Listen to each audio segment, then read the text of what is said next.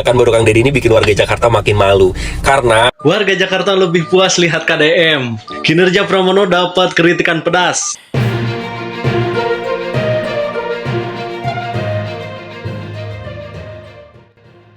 Bapak Pramono Anung, sepertinya ini harus banyak belajar ke Kang Deddy Mulyadi.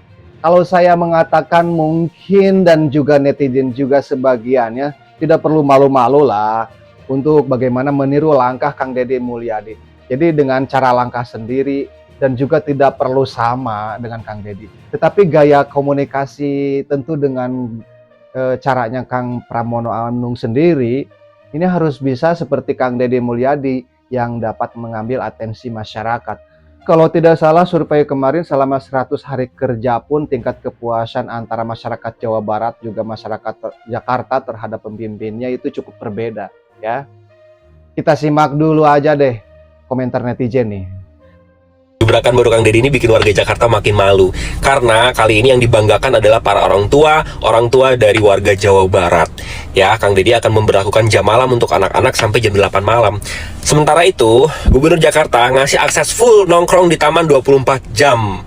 Ya, dari sini kita bisa melihat cara berpikir seseorang itu dari kebijakannya, terutama cara berpikir seorang pemimpin itu ditentukan dari kebijakannya. Kang Deddy bikin jam malam ini supaya anak-anak pola hidupnya baik, istirahat, paginya sekolah, nggak ada nongkrong, nggak ada kemungkinan terjadi hal-hal yang tidak diinginkan. Sementara di Jakarta, kalian tahu sendiri.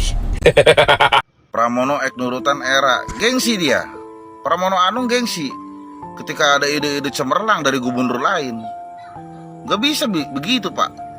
Harusnya kalau ketika ada ide-ide cemerlang ya, ide-ide bagus dari Deddy Mulyadi, harusnya ditambahin poin-poin pentingnya apa.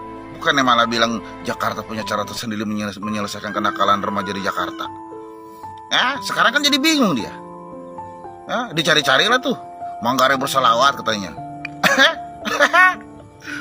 Terus buka perpustakaan itu diperpanjang. Saya anak Jakarta, saya pernah bandel, dan anak bandel itu nggak ada yang pengen baca. Emang anak remaja lagi pada tawuran ya? Kesini baca ke perpustakaan, koclak. Udah pasnya itu, anak yang bandel ya, anak yang susah nurut sama orang tua dimasukin ke barak militer, udah pasnya itu, dididik agar lebih disiplin, bangun pagi, ya, jalankan ibadahnya, sholat 5 waktu, yang ke gereja yang ke gereja, jadi disiplin. Emang Pramono Anung bisa mengatasi kenakalan remaja seperti itu? Jadi nggak usah gengsi, Pak. Kalau kira-kira nggak ada terobosan, ya apa salahnya ikutin. Ikutin cara Kang Deddy Mulyadi, ya, Mas Pram, Bang Dul, yuk kita tangkepin remaja-remaja yang sering tawuran untuk ke perpustakaan.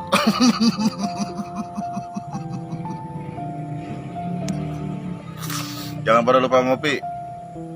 NKRI harga mati. Jadi salah satu contoh untuk perpustakaan Habib Yasin, menurut saya segera, pokoknya semua perpustakaan yang fasilitasnya dimiliki oleh pemerintah Jakarta saya akan buka lebih dari yang sekarang. Sekarang ini rata-rata jam 4 tutup, udah kayak ASN aja jam 4 pulang kantor. Untuk itu termasuk taman-taman, perpustakaan, museum akan kita buka sampai jam 10 malam. Dan itu saya melihat responnya baru saya sampaikan cukup baik. Minggu depan ini kami segera putuskan museum-museum mana yang akan dibuka lebih dari jam. Warga Jakarta lebih puas lihat KDM. Kinerja Pramono dapat kritikan pedas. Banyak warga Jakarta lebih tahu tentang program Deddy Mulyadi. Ayo, pendukung Pramono mana suaranya? Warga Jakarta lebih puas melihat kinerja Bapak KDM ketimbang gubernurnya sendiri. Ayo dong bersuara, seperti kemarin ketika Kang Deddy Mulyadi berbicara tentang APBD Jakarta. Kalian kritisi, kalian caci maki, kalian berbicara Kang Deddy Mulyadi fokus aja ngurusin Jawa Barat, jangan ngurusin provinsi lain. Nah sekarang kalian kemana? Kok pada diam ketika warga Jakarta ngomongin gubernur provinsi lain? Lebih puas terhadap kinerja gubernur provinsi lain. Kalian pada kemana? Kok pada diam? Hey! Ayo dong, kritisi lagi kinerja Kang Deddy Mulyadi. Salahkan lagi Kang Deddy Mulyadi. Kenapa kinerjanya lebih bagus ketimbang gubernur kalian? 4 alasan gue kontra taman dibuka 24 jam. 1. Malam hari waktunya tumbuhan memproduksi CO2 dan berebut oksigen dengan manusia. Kenapa kita suka lemes kalau nongkrong malam-malam di bawah pohon atau di taman? Yang kedua, kemungkinan besar terjadi maksiat atau kriminal tinggi. Kenapa? Anak-anak nongkrong yang tadinya biasa tidak merokok atau tidak minum akan coba untuk merokok atau minum. Yang ketiga, berdasarkan sejarah itu baik dipakai sebagai tempat kupu-kupu. Yang keempat, bukan nggak mungkin yang nongkrong-nongkrong di taman itu adalah anak-anak yang masih berseragam sekolah, karena di Jakarta tidak menerapkan jam malam untuk anak-anak sekolah. Paham kan? Janji kampanye Sidul yang bilang mau masang CCTV di seluruh penjuru Jakarta dan gubernurnya itu dibatalin. Nyesel nggak lo sekarang milih dia? Padahal ini satu-satunya program yang menurut gua paling keren, revolusioner, dan diganti dengan membuka taman selama 24 jam. Bertolak belakang banget. Masang CCTV buat ngurangin kriminal, sekarang buka taman 24 jam, dimana itu meningkatkan kriminal menurut gua lo ya. Nah, lu anak-anak Jakarta yang sering keluar malam, pasti lu setuju sama statement gue barusan. Ya, coba lu bayangin, bapak-bapak yang biasanya ngelonin bininya tiba-tiba bilang, "Mah, papa mau keluar dulu ya, ada meeting." Padahal ke taman nyari kupu-kupu. Ironis gak? Ironis kan lu jadi warga Jakarta? Hah? Ironis kan jadi warga Jakarta? Ironis banget. Janji sebelum menjabat. Di Jakarta disurutin, Mas. Kemacetan jalan diurain, transportasi dalam kota diintegrasiin, polusi dibersihin, ruang terbuka hijau kurang dibanyakin, kampung kumuh dibagusin, lahan perumahan nggak cukup ditingkatin, lapangan kerja dibukain, UMKM sukses diajarin, kebutuhan dasar dipenuhin, air minum dijernihin, gaji guru honorer dinaikin, insentif RT RW didobelin, tempat nikah dan sunatan disediain, kesehatan fisik dan mental diperhatiin. Keinginan tidak sesuai dengan kenyataan.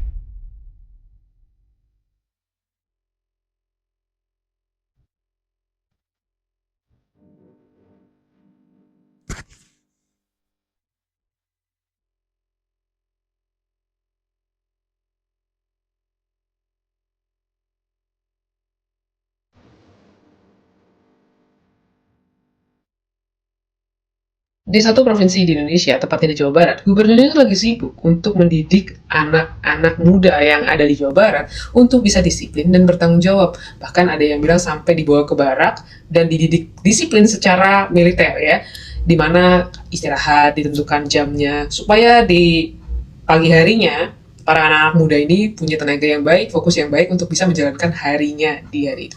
Tapi di satu provinsi lain, justru nih ya, pemerintah memfasilitasi tempat untuk anak-anak muda nongkrong. Ya, walaupun memang bukan khusus untuk anak-anak muda sih, tapi difasilitasi sebuah tempat yang dibuka 24 jam untuk berdiskusi, untuk bertemu, entah apapun itu, tepatnya bersosialisasi. Malam hari ini ada 5 taman yang secara resmi kita akan buka 24 jam. Dan ini merupakan komitmen kami untuk membuka ruang terbuka hijau lebih banyak. Jakarta akan mempunyai banyak tempat untuk bertemu, bersilaturahmi, berbagi. Karena saya meyakini taman-taman seperti inilah kemudian mudah-mudahan banyak rasa sayang, rasa cinta, rasa saling memiliki, rasa saling berbagi, toleransi, kebersamaan itu akan timbul. Dimana nih kalau yang seperti ini diberikan kebebasan seperti ini, tidak diatur rules-nya, anak-anak muda menyalahgunakan dengan fasilitas yang diberikan oleh pemerintah, mereka nongkrong sampai jam 2, jam 3, jam 4 pagi, dan ketika mau mulai hari yang baru, karena mereka kurang istirahat, mereka nggak fokus, akhirnya hasil daripada apa yang dikerjakan oleh si anak muda itu tentu akan jauh berbeda kualitasnya dengan orang yang punya istirahat yang cukup. Ya, agak sedikit aneh sih ya. Di saat satunya sedang berusaha untuk fight demi masa depan anak muda supaya bisa menjadi orang yang baik, satunya malah memberikan kelonggaran dengan alih-alih bersosialisasi.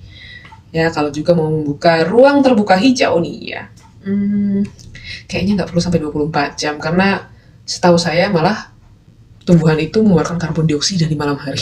Jadi Bikin netizen bingung, Pramono gagas program Manggarai Bersolawat untuk aksi tawuran yang kerap kali berulang di Jakarta. Dan baginya, ini bisa menyelesaikan akar permasalahan yang membuat tawuran terjadi. Netizen saat ini sedang menyoroti bagaimana Gubernur Pramono menggagas cara untuk menyelesaikan aksi tawuran dan anak-anak nakal yang kerap kali berulah di Jakarta. Karena kasus seperti ini kerap kali terjadi dan harus ada solusi dari pemerintah. Sebenarnya, netizen menyoroti bahwa solusi terbaik untuk menyikapi hal ini adalah yang dilakukan oleh Kang Deddy Mulyadi, yaitu membawa mereka ke barak militer untuk dibina karakternya, fisiknya, dan kedisiplinannya. Nah, sayangnya Pak Pramono tidak setuju. Sebagai seorang gubernur, baginya harus ada pendekatan lain dan mereka punya cara sendiri katanya. Orang-orang bingung kira-kira apa ya solusinya, dan ternyata solusinya adalah perpanjangan taman, perpanjangan waktu perpustakaan, dan akan digagas Manggarai Bersolawat untuk atasi tawuran berulang di Jakarta. Ini membuat netizen tercengang. Bagaimana bisa mengurai permasalahan dengan pendekatan seperti ini? Namun ternyata ide Pak Pramono ini adalah dengan mengundang setiap RW untuk duduk bareng dan menggagas Manggarai Bersolawat. Karena baginya di daerah Manggarai khususnya itu kerap kali terjadi tawuran dan mayoritasnya adalah Muslim, sehingga dengan diadakannya Manggarai Bersolawat itu akan mendamaikan bersama-sama. Tutur Pak Pramono. Jujur, sebagai warga Jakarta, gue setuju banget, gue dukung banget waktu Mas Pram pengen buka jam taman dan juga perpustakaan tuh jauh lebih lama lagi. Yang tadinya tutup sampai sore, sekarang jadi sampai malam. Gue setuju banget. Tapi setelah tahu ini jadi alasan buat mencegah anak-anak tawuran,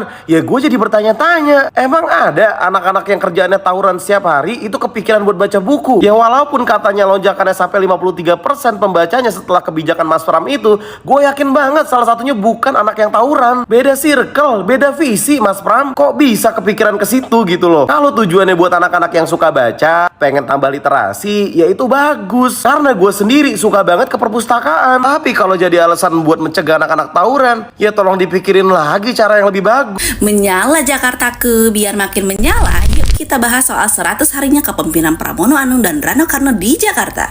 Rencananya mau bikin Jakarta menyala, tapi sampai hari ke-100 masih mikir nih menyala di bagian mananya ya. Mungkin cuacanya yang semakin panas dan menyala.